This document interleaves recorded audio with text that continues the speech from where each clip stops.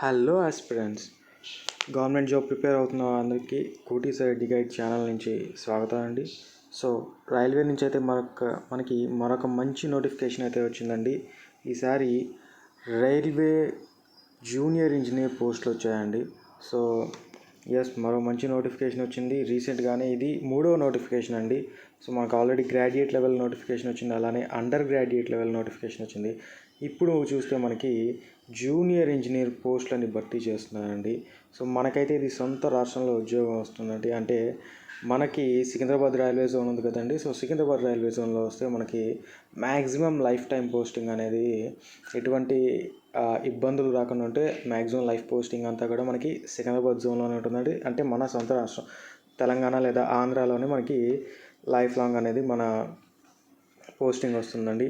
అలానే వివిధ విభాగాల్లో ఈ పోస్టులని భర్తీ చేస్తున్నారండి. జూనియర్ ఇంజనీర్ పోస్టులని ఎలా అంటే మెకానికల్లో అండి, సివిల్లో కానివ్వండి, లేదా electrical, electronics, computer science, information technology, BSc chemistry and physics, ఇలా వివిధ విభాగాల్లో ఉన్న జూనియర్ ఇంజనీర్ పోస్టులని భర్తీ చేయడానికి మొత్తం 2569 వేకెన్సీస్ అనేది ఈ నోటిఫికేషన్లో ఇవ్వబడిందండి. సో 2500 జూనియర్ ఇంజనీర్ పోస్టులు అంటే చాలా పెద్ద నోటిఫికేషన్ అనే చెప్పుకోవాలండి. అలానే మనకి దీంట్లో syllabus, exam pattern, vacancies, free train facility, refund, ఇలాంటి అన్ని వివరాలని ఈ వీడియోలో మనం చూసుకున్నాం అండి. సో శాలరీ అయితే లెవెల్ 6 అండి. అన్ని అలవెన్సులు కలుపుకొని మనకి 55,000 పైగానే మనకి శాలరీ అనేది వస్తుందండి. సో వివరాల్లోకి వెళ్తే ఇంపార్టెంట్ డేట్స్ వచ్చేసి మనకి అప్లికేషన్ స్టార్ట్ అనేది ఇంకా టైం ఉందండి. సో అక్టోబర్ 31 నుంచి అప్లికేషన్ అనేది విండో ఓపెన్ అవుతుందండి. సో అప్లికేషన్ ఎలా అప్లై చేయాలో అప్లికేషన్ ప్రాసెస్ కూడా మనం ఆ రోజు నుంచి మనం పెట్టడం జరుగుతుందండి. సో మిగతా అప్డేట్స్ కోసం సబ్స్క్రైబ్ చేయండి. సో అందరూ వీడియోస్ చూస్తున్నా కానీ సబ్స్క్రైబ్ చేయట్లేదండి. సో సబ్స్క్రైబ్ చేస్తే మాకు చాలా ఎంకరేజ్మెంట్గా ఉంటుంది. మీకు మరిన్ని వీడియోస్ని, మరిన్ని అప్డేట్స్ని, నోటిఫికేషన్స్, జీకే క్లాసెస్ కానివ్వండి, కరెంట్ అఫైర్స్ కానివ్వండి, సో మంచి ఎక్విప్మెంట్తో మేము మీకు ఇవ్వడానికి మాకు వీలుంటుందండి. సో మీరు సబ్స్క్రైబ్ చేయండి, మమ్మల్ని ఖచ్చితంగా ఎంకరేజ్ చేయండి. అలానే మనకి అప్లికేషన్ లాస్ట్ డేట్ వచ్చేసి నవంబర్ 30 అండి. అలానే last date for fee payment, అంటే అప్లికేషన్ చేసినా కూడా మనకి ఫీ పేమెంట్ చేయకపోతే డిసెంబర్ 2 వరకు కూడా ఇంకో 2 days ఎక్స్టెన్షన్ చేసి ఫీ పేమెంట్కి డిసెంబర్ 2 వరకు పెట్టండి. అలానే ఒకవేళ అప్లికేషన్లో ఏమైనా మిస్టేక్స్ చేస్తే ఆ మిస్టేక్స్ని కరెక్ట్ చేసుకోవడానికి కూడా మనకి డిసెంబర్ 3 నుంచి డిసెంబర్ 12 వరకు కూడా మనకి ఒక విండో అనేది ఓపెన్ చేస్తానని చెప్పారండి. అలానే స్క్రైబ్ డీటెయిల్స్ కనుక చూసుకుంటే ఎవరికైతే స్క్రైబ్ని ఆప్ట్ చేయాలనుకుంటున్నారో, సో బ్లైండ్ వాళ్ళు కానీ అలాంటి వాళ్ళు స్క్రైబ్ని ఆప్ట్ చేయాలనుకుంటున్నారో వారికి కూడా ఒక విండో అనేది డిసెంబర్ 13 నుంచి డిసెంబర్ 17 వరకు స్క్రైబ్ డీటెయిల్స్ ఎంటర్ చేయడానికి కోసం ఒక విండో అనేది ఓపెన్ అవుతుందని నోటిఫికేషన్లో క్లియర్గా మెన్షన్ చేశారండి.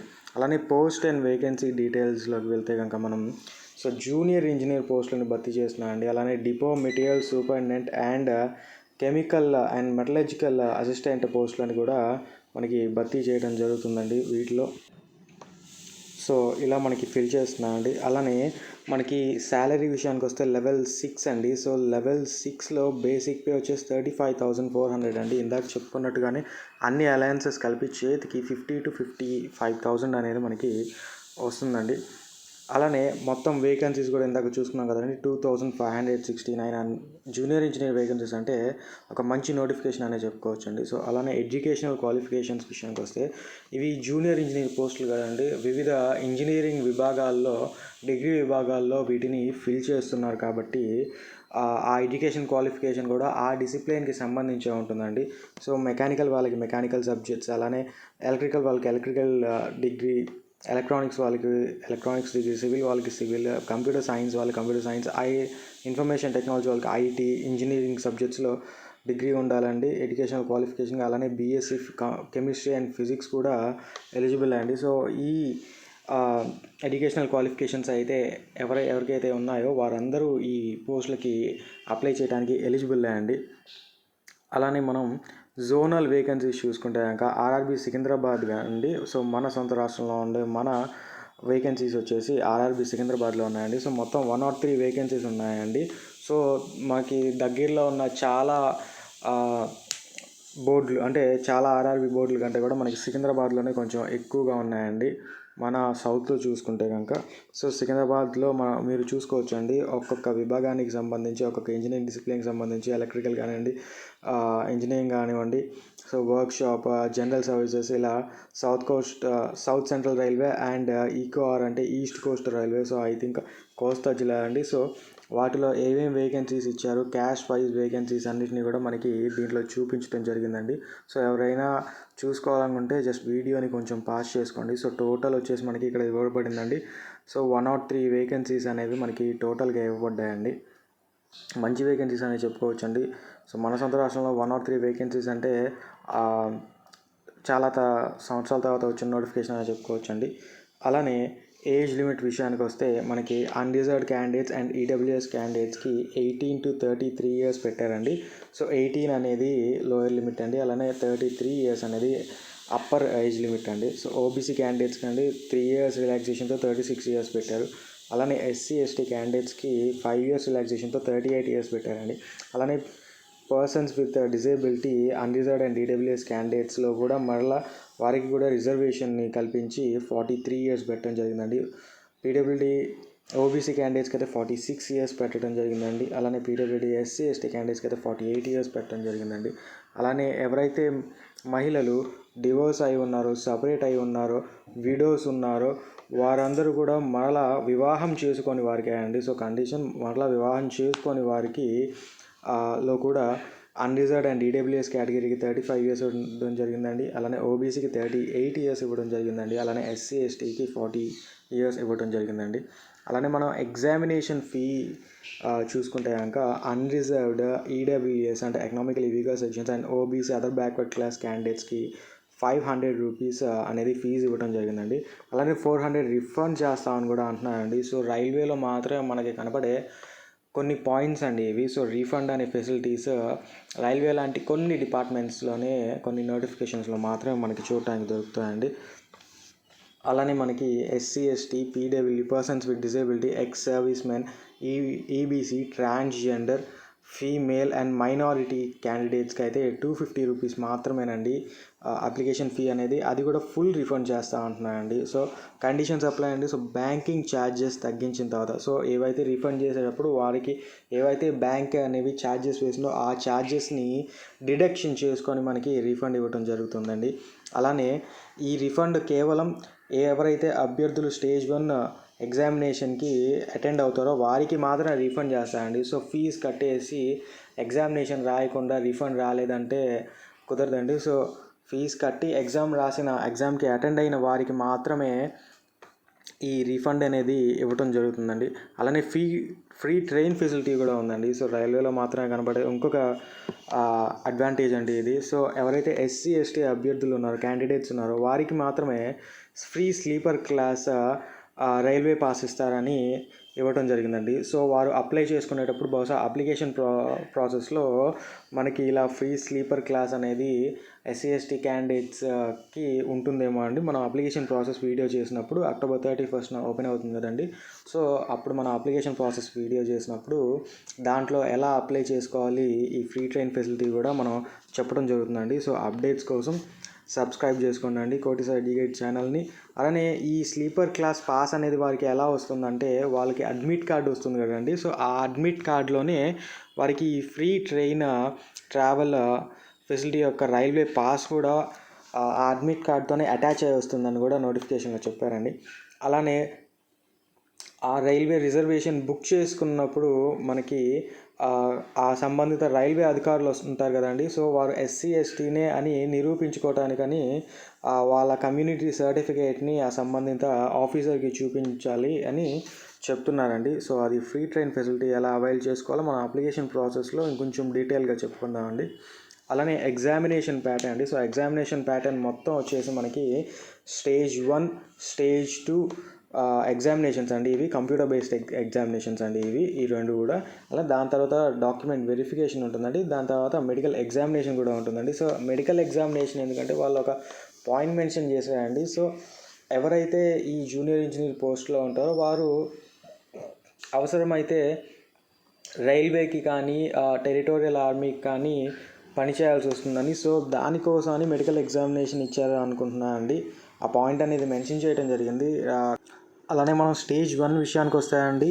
సో స్టేజ్ 1 కంప్యూటర్ బేస్డ్ టెస్ట్లో అంటే మనకి 4 సబ్జెక్టులు ఇవ్వడం జరిగిందండి. సో ఫస్ట్ వచ్చేసి జనరల్ అవేర్నెస్ అండి, 15 క్వశ్చన్స్ 15 మార్క్స్ ఇవ్వడం జరిగింది. అలానే మ్యాథమెటిక్స్ అండి second subject. So 30 questions 30 marks ఇవ్వడం జరిగిందండి. అలానే థర్డ్ సబ్జెక్ట్ వచ్చేసి మనకి జనరల్ ఇంటెలిజెన్స్ అండ్ రీజనింగ్ అంటే సింపుల్గా రీజనింగ్ అండి. సో 25 క్వశ్చన్స్ అండ్ 25 మార్క్స్ ఇవ్వడం జరిగిందండి. అలానే జనరల్ సైన్స్ అండి. సో జనరల్ సైన్స్లో మనకి 30 క్వశ్చన్స్ అండ్ 30 మార్క్స్ ఇవ్వడం జరిగిందండి. సో దీంట్లో మనకి వెయిటేజ్ వచ్చేసి మెయిన్గా మ్యాథమెటిక్స్ అండ్ జనరల్ సైన్స్ అనేది హైయెస్ట్ వెయిటేజ్గా ఉందండి. అలాగే మనకి 15 + 30 + 25 + 30 సో మనకి టోటల్గా 100 క్వశ్చన్స్ అనేవి ఇవ్వబడ్డాయండి. సో టోటల్ డ్యూరేషన్ వచ్చేసి 90 మినిట్స్ అండి, అంటే 1.5 అవర్ అండి. సో 90 మినిట్స్లో మనం 100 క్వశ్చన్స్ని పెట్టాలండి. సో 10 క్వశ్చన్స్ అనేవి ఎక్స్ట్రా టైం తీసుకోవాలండి. అలానే దీనికి నెగిటివ్ మార్కింగ్ వచ్చేసి 1/3 ఇవ్వడం జరిగిందండి. అంటే మనం తప్పు పెట్టిన ప్రతి 3 బిట్లకు గాను 1 మార్క్ అనేది డిడక్షన్ జరుగుతుందండి. అంటే మనకు వచ్చిన మార్క్లో డిడక్షన్ జరుగుతుందండి. సో అది వచ్చేసి మనకి స్టేజ్ 1 CBT యొక్క ఎగ్జామ్ ప్యాటర్న్ అండి. అలానే సిలబస్ కనుక చూసుకుంటే మనకి మొట్టమొదటిగా సబ్జెక్ట్ అండి జనరల్ అవేర్నెస్. సో జనరల్ అవేర్నెస్లో వచ్చేసి మనకి కరెంట్ అఫైర్స్ గురించి చదువుకోవాలండి. అలానే history, geography, polity, economy and standard GK చదవాలండి. సో కరెంట్ అఫైర్స్లో వచ్చేసి మనకి appointments, science and technology, awards, books and authors, summits and conferences, government, state and central government schemes అనేవి మనం చదువుకోవాలండి. అలానే హిస్టరీలో కూడా ancient history, medieval history and modern history అండి. So with special emphasis on Indian national movement అండి. So ఎప్పుడైతే మనల్ని బ్రిటిషర్స్ కాలనైజ్ చేశారో అప్పటి నుంచి కూడా మనకి ఇండిపెండెన్స్ వచ్చేంత వరకు 1757 నుంచి 1947 వరకు కూడా మధ్యలో జరిగిన ఇంపార్టెంట్ ఈవెంట్స్ మీద మనం ఎక్కువగా స్ట్రెస్ చేసి చదివితే కనుక మనకి హిస్టరీలో కూడా ఖచ్చితంగా ఒక బిట్ అనేది వస్తుందండి. అలానే జాగ్రఫీ అండి, physical geography, cultural geography, economic geography, demographic జాగ్రఫీగా మనం డివైడ్ చేసుకొని చదివితే మనకి జాగ్రఫీ కూడా ఈజీగా సెట్ అవుతుందండి. అలానే పాలిటీ కూడా మనకి కాన్స్టిట్యూషన్ అండి, ఆర్టికల్స్, అమెండ్మెంట్స్ ఇవన్నీ చదివితే కనుక ఇలా డివైడ్ చేసుకొని చదివితే కనుక మనకి పాలిటీ కూడా ఈజీగా వస్తుందండి. అలానే economy, GDP, so GDP growth rates రకరకాల organisations India GDP growth rate ఎంత ఉంటుందో అని ఇస్తాయి కదండి. సో అవి, అలానే inflation rates, Indian growth rates, అలానే sectors, so primary sector, secondary sector, tertiary sector, ఇలా సెక్టర్ గ్రోత్ చూసుకుంటున్నా కూడా మనకి బాగుంటుందండి. అలానే సెంట్రల్ బడ్జెట్ని కూడా మనం ఒకసారి నోట్స్ ప్రిపేర్ చేసుకుంటే మనకి ఎకానమీ కవర్ అయిపోతుందండి. అలానే స్టాండర్డ్ జీకేలో మాన్యుమెంట్స్ అండ్ ప్లేసెస్ కానివ్వండి, స్పోర్ట్స్ కానివ్వండి, ఆర్గనైజేషన్స్ కానివ్వండి, PSUs కానివ్వండి, డిజాస్టర్ మేనేజ్మెంట్ అండ్ ఎన్విరాన్మెంట్ కానివ్వండి, ఇవన్నీ మనం చూసుకుంటే మనకి కరెంట్ అఫైర్స్ అనేది ఈజీగా అయిపోతుందండి. అలాగే నెక్స్ట్ మ్యాథమెటిక్స్ అండి. సో నెంబర్ సిస్టమ్స్ కానివ్వండి, బార్డ్మాస్ కానివ్వండి, ఇవన్నీ మనం చిన్నప్పటి నుంచే నేర్చుకుంటూ వచ్చామండి. సో వాటిల్లో మనం ఎలా గెయిన్ అవ్వాలంటే మనకి ప్రీవియస్ ఇయర్ క్వశ్చన్ పేపర్స్ని కంపేర్ చేసుకొని వాటిలో ఏవైతే మోడల్స్ ఇస్తున్నారో ఆ మోడల్స్ని రిపిటేటివ్గా ప్రాక్టీస్ చేస్తూ ఉంటే మనకి ఒక ఐడియా అనేది వస్తుందండి. సో దాంతో మనం క్రాక్ చేయడానికి ఎగ్జామ్ని బెటర్ అండర్స్టాండింగ్ వస్తుందండి. So revision is the king అండి. ఎప్పుడైతే మనం రివిజన్ అనేది చేస్తామో 4 టాపిక్స్ అన్నిటినీ చదవటం కంటే ఒక్క టాపిక్లో కింగ్ అవ్వటం అనేది చాలా ఇంపార్టెంట్ అండి ఎప్పుడైనా కాంపిటేటివ్ ఎగ్జామ్స్కి. సో రివిజన్ అనేది ఎక్కువ చేయండి. అలానే రీజనింగ్ అండి. సో రీజనింగ్లో కూడా మనకి ప్రతి ఎగ్జామ్లో కూడా మనకి రీజనింగ్ అనేది కాన్స్టెంట్ సబ్జెక్ట్ అండి. సో రీజనింగ్లో మనకి కోడింగ్, డీకోడింగ్ కానివ్వండి, సిలోగిజం కానివ్వండి, లేదా బ్లడ్ రిలేషన్స్ కానివ్వండి, పారాజంబ్లింగ్ కానివ్వండి, లేదా verbal and non verbal reasoning కానివ్వండి, డేటా ఇంటర్ప్రిటేషన్ కానివ్వండి. సో ఇటువంటివి మనకి కాన్స్టెంట్గా వచ్చే టాపిక్స్ అండి. సో ఆల్రెడీ గవర్నమెంట్ జాబ్లో ఉన్నవారికి ఇవన్నీ తెలుసు, ఈ రీజనింగ్ సంబంధించిన అన్నీ తెలుసు. సో వాటిలో మనం రీజనింగ్ ఏంటంటే అని మనం కంప్లీట్ స్కోర్ చేయడానికి అవకాశం ఉండేది. సో రీజనింగ్ కూడా మనం రిపిటేటివ్గా ప్రాక్టీస్ చేస్తూ ఉంటే మనకు వచ్చేసి స్కోర్ చేయడానికి ఈజీగా ఉంటుందండి. సో అలానే జనరల్ సైన్స్ అండి. సో జనరల్ సైన్స్కి సంబంధించి మనకి ఫిజిక్స్, కెమిస్ట్రీ అండ్ బయాలజీకి సంబంధించి కూడా మనం ఏవైతే 10th క్లాస్ లెవెల్ బుక్స్ ఉంటాయో వాటిని కనుక మనం తీసుకొని చూసుకుంటే మనకు ఒక క్లియర్ అండర్స్టాండింగ్ వస్తుందండి. సో అవి చదివిన తర్వాత మనం ప్రీవియస్ ఇయర్ క్వశ్చన్ పేపర్స్కి వెళ్తే మనకి ఒక ఐడియా అనేది వస్తుందండి. సో జనరల్ సైన్స్లో కూడా ఏదైతే చదవాలో, సో జనరల్ సైన్స్ అనేది కొంచెం వెయిటేజ్ ఎక్కువ ఇచ్చేయండి. 30 క్వశ్చన్స్ 30 మార్క్స్ అనేవి కొంచెం ఎన్సీఆర్టీస్ తీసుకొని మనం కొంచెం డెప్త్గా వెళ్తే మనకి బెటర్గా మార్క్స్ స్కోర్ చేయడానికి బెటర్గా ఉంటుందండి. అలానే స్టేజ్ 1 అండి అది. సో స్టేజ్ 2 వచ్చేసి మనకి జనరల్ అవేర్నెస్ అండి. సో స్టేజ్ 2లో ఫస్ట్ టాపిక్ వచ్చేసి జనరల్ అవేర్నెస్ అండి. సో దాని సిలబస్ కూడా ఇంతకుముందు మనం డిస్కస్ చేసుకోవడం జరిగింది. 15 క్వశ్చన్స్ 15 మార్క్స్గా ఇవ్వడం జరిగిందండి. అలానే ఫిజిక్స్ కెమిస్ట్రీ అండి, ఇవి కూడా 15 క్వశ్చన్స్ 15 మార్క్స్గా ఇవ్వడం జరిగిందండి. అలానే basics of computer and applications అండి. సో 10 క్వశ్చన్స్ అండ్ 10 మార్క్స్గా ఇవ్వడం జరిగిందండి. అలానే basic environment and pollution control అండి. సో 10 క్వశ్చన్స్ 10 మార్క్స్ అండి. అలానే టెక్నికల్ ఎబిలిటీస్ 100 క్వశ్చన్స్ 100 మార్క్స్ ఇవ్వడం జరిగిందండి. సో సెకండ్ స్టేజ్లో వచ్చేసి మనకి టెక్నికల్ ఎబిలిటీస్ అనేది ఎవరైతే డిఫరెంట్ డిసిప్లిన్స్లో ఉన్నారో కామన్గా జరిగిన స్టేజ్ 1 ఎగ్జామినేషన్లో క్వాలిఫై అయిన వాళ్ళు ఈ స్టేజ్లో వచ్చేసి ఈ టెక్నికల్ అబిలిటీస్ అనే పేపర్ దగ్గర ప్రతి ఒక్కరికి డిఫరెంట్ పేపర్ అనేది రావడం జరుగుతుందండి. సో మెకానికల్ వాళ్ళకి మెకానికల్, ఎలక్ట్రికల్ వాళ్ళకి ఎలక్ట్రికల్, అలా ఒక్కొక్క డిసిప్లిన్కి ఒక్కొక్క సపరేట్ పేపర్ అనేది ఈ టెక్నికల్ అబిలిటీస్ పేపర్లో సపరేట్ అవుతారండి. సో దానికి సంబంధించి 100 క్వశ్చన్స్ 100 మార్క్స్, టోటల్ 150 క్వశ్చన్స్ ఉన్నాయండి. సో 150 క్వశ్చన్స్లో మెయిన్ 100 క్వశ్చన్సే కాబట్టి ఎవరైతే టెక్నికల్ నాలెడ్జ్ని బిల్డప్ చేసుకోవడానికి ట్రై చేయండి. మీరు ఇన్ కేసు మీకు ఫైనల్ ఇయర్లో ఉంటే రివిజన్ చేయండి. ఒకవేళ మీరు మీ డిగ్రీ అయిపోయి ఉంటే కనుక ఒకసారి మళ్ళీ వాటిని వెనక్కి వెళ్ళి రివిజన్ చేసుకోవడానికి ప్రయత్నించండి. సో 2569 వేకెన్సీస్ అనేవి మంచి వేకెన్సీస్ అండి. సో అలా మనకి టోటల్ 150 క్వశ్చన్స్ని కూడా మనం 120 మినిట్స్లో అనేది రాయాలండి. సో స్క్రైబ్కి వచ్చేసి 160 మినిట్స్, ఒక 40 మినిట్స్ అనేది ఎక్స్ట్రా ఇవ్వడం జరిగిందండి. సో ఇందాకైతే మనకి 100 క్వశ్చన్స్ని 90 మినిట్స్ ఇచ్చాయండి. ఇక్కడ 150 క్వశ్చన్స్ని 120 మినిట్స్కి ఇవ్వడం జరిగిందండి సెకండ్ స్టేజ్లో. అలా మనం సిలబస్ సెకండ్ స్టేజ్కి సంబంధించిన సిలబస్ చూసుకుంటే కనుక జనరల్ అవేర్నెస్ అండి. సో ఇందాక స్టేజ్ 1 అప్పుడే మనం డిస్కస్ చేసాం. సో అదే జనరల్ అవేర్నెస్ కంటిన్యూ అవుతుందండి సెకండ్ స్టేజ్కి కూడా. అలానే physics chemistry basic CBSE 10th class అన్నాయండి. సో సిబిఎస్ఈ బుక్స్ ఏవైతే ఉన్నాయో అవి 10th క్లాస్ లెవెల్లో మనం అనేది తీసుకొని నోట్స్ ప్రిపేర్ చేసుకుంటే బెటర్గా ఉంటుందండి. అలానే కంప్యూటర్ అండి. So basic computer and applications అన్నారు కదండి. సో దాంట్లో architecture of computer, input and output devices, storage devices, networking, operating system like Windows, Unix, Linux, MS office like MS word కానివ్వండి, ఎంఎస్ పవర్ పాయింట్ కానివ్వండి, MS Excel కానివ్వండి. So వీటి యొక్క foundation years కానివ్వండి, వాటిలో కంట్రోల్ కీస్ ఉంటాయి కదండి. So ఏ control key వస్తే ఏ వస్తుందని, సో అలాంటివి. Next various data interpretation and representation అండి, అండ్ ఇంటర్నెట్ అండ్ ఈమెయిల్ అండి. అలానే మనకి వెబ్సైట్స్ అండ్ వెబ్ బ్రౌజర్స్ అండి. అలానే కంప్యూటర్ వైరసెస్ అండి. సో బూట్ వైరస్ కానివ్వండి, డిస్క్ వైరస్ కానివ్వండి, అలాంటి వైరస్కి సంబంధించినవి కూడా మనం చదువుకోవాలండి. సో అలా కంప్యూటర్ అనేది మనకి జనరల్గా యూట్యూబ్లో కొన్ని వీడియోస్ ఉంటాయండి. మనం కూడా కొన్ని వీడియోస్ చేసుకుందాము ఫ్యూచర్లో. మీ దగ్గర నుంచి వచ్చే రెస్పాన్స్ని బట్టి మనం కంప్యూటర్ అనే సబ్జెక్ట్కి కూడా మనం ఫ్యూచర్లో ఇవ్వడం జరుగుతుందండి. సో అందుకే సబ్స్క్రైబ్ చేసుకోండి కోడిస్ ఐటీహెచ్ ఛానల్కి. అలానే ఎన్విరాన్మెంట్ అండి. So basics of environment, adverse effects of environment pollution, control strategies, air, water and noise pollution, their effects. So దీనికి అనేది సపరేట్గా మనకి బుక్స్ అనేవి దొరకటం ఇంపాసిబుల్ అండి. సో ఎందుకంటే గ్రూప్స్ లెవెల్లో అయితే మనకి ఈ బుక్స్ అనేవి దొరుకుతూ కానివ్వండి. ఎందుకంటే కొత్తగా గ్రూప్ 2లో అయితే మనకి సైన్స్ అండ్ టెక్నాలజీ విభాగంలో ఒక సబ్జెక్ట్ పెట్టడం జరిగింది. సో దానికైతే ఉంటుంది, కానీ ఆ బుక్ అంతా మీరు ఈ 10 క్వశ్చన్స్ కోసం చదవాల్సిన అవసరం లేదండి. సో కొంచెం సింప్లిఫై చేసి మనం ఫ్యూచర్లో ఎన్విరాన్మెంట్కి మంచి కోర్స్ని తీసుకొద్దామండి. ఫ్రీ కోర్స్ అండి, పెయిడ్ అవసరం లేదు. సో మీరు దగ్గర నుంచి వచ్చే రెస్పాన్స్ని బట్టి మనం ఈ కోర్సెస్ని కూడా, ఈ వీడియోస్ని కూడా అప్లోడ్ చేద్దామండి. అలానే టెక్నికల్ అబిలిటీస్ అండి. So technical abilities last 100 questions 100 marks ఉంది కదండి. So as per the course subject అండి. సో మీరు మెకానికల్ అయితే మీరు మెకానికల్లో, మీరు ఎలక్ట్రికల్, ఎలక్ట్రానిక్స్, సిఎస్సి అయితే వాటికి సంబంధించిన మీరు ఏవైతే కోర్స్ సబ్జెక్ట్స్ సంబంధించిన డిసిప్లిన్స్ ఉన్నాయో అవి చదువుకోండి. సో దానికి సంబంధించిన సబ్జెక్ట్స్, సో సబ్జెక్ట్లో ఉన్న టెక్నికల్ అబిలిటీస్ సంబంధించిన సిలబస్ కూడా సపరేట్గా నోటిఫికేషన్ పీడిఎఫ్లో ఇవ్వడం జరిగిందండి. సో నోటిఫికేషన్ పీడిఎఫ్ని నేను కింద డిస్క్రిప్షన్ బాక్స్లో ఇస్తానండి. ఒకసారి మీరు వెళ్ళి నోటిఫికేషన్లో మీ డిసిప్లిన్కి సంబంధించిన సిలబస్ కూడా చూసుకోవచ్చండి. అలానే షార్ట్ లిస్టింగ్ అండి.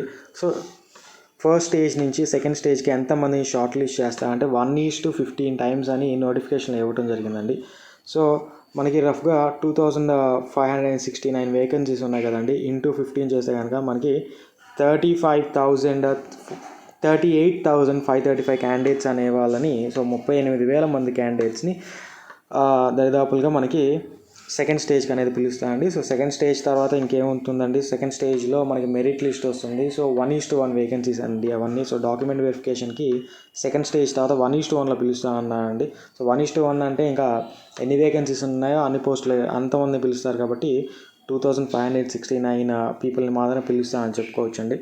సో ఎగ్జామినేషన్ సెంటర్స్ అనేవి మనకి మీరు ఏ రైల్వే జోన్కి అయితే ఆప్ట్ చేస్తారో ఆ రైల్వే జోన్లో ఉన్న మీ అడ్రస్కి దగ్గరగా ఉన్న రైల్వే స్టేషన్కి దగ్గరగా ఉన్న క్యాంపస్ అనేది ఇస్తానండి. సో ఇఫ్ సపోజ్ మీరు ఆర్ఆర్బీ సికింద్రాబాద్ పెట్టినప్పుడు మీరు విజయవాడలో ఉంటే కనుక విజయవాడ రైల్వే స్టేషన్కి దగ్గరగా ఏదైతే క్యాంపస్ ఉంటుందో ఆ క్యాంపస్ మీకు ఎగ్జామినేషన్ సెంటర్గా ఇవ్వడం జరుగుతుందండి. సో సిటీస్ ఉండవండి ఇక్కడ. ఏ సిటీ అనేది మన అడ్రస్ని బట్టి మనం ఆప్ట్ చేసుకున్న రైల్వే జోన్ని బట్టి మనకి ఎగ్జామినేషన్ సెంటర్స్ అనేవి ఇవ్వడం జరుగుతుందండి. సో డాక్యుమెంట్ వెరిఫికేషన్ తర్వాత ఇంకా మెడికల్ ఎగ్జామినేషన్ చేస్తానండి. మెడికల్ ఎగ్జామినేషన్ చేసి ఇంకా డైరెక్ట్ రిక్రూట్మెంట్ చేస్తానండి. ఒక 2 years probation, 6 months to 2 years ప్రొబేషన్లో అండి. తర్వాత మీ పోస్ట్ అనేది పర్మనెంట్ అవుతుందండి. సో ఇది మంచి వేకెన్సీ అండి. జూనియర్ ఇంజనీర్ అనేది ఎవరైతే ఇంజనీరింగ్ విభాగంలో డిగ్రీ చేశారో ఖచ్చితంగా ఈ నోటిఫికేషన్కి అప్లై చేయండి అండి. ఎందుకంటే రైల్వే కాబట్టి రైల్వే డిపార్ట్మెంట్ అనేది చాలా మంచిదండి. వాళ్ళకి అన్ని సపరేట్ ఫెసిలిటీస్ ఉంటాయండి. క్వార్టర్స్ కానివ్వండి, లేదా ఇయర్లీ బోనస్ కానివ్వండి. సో మంచి ఫెసిలిటీస్ ఉంటాయండి. అలానే హెవీ వర్క్ డిపార్ట్మెంట్ కూడా. సో మనకి మంచిగా ప్రమోషన్స్ కూడా ఉంటాయండి.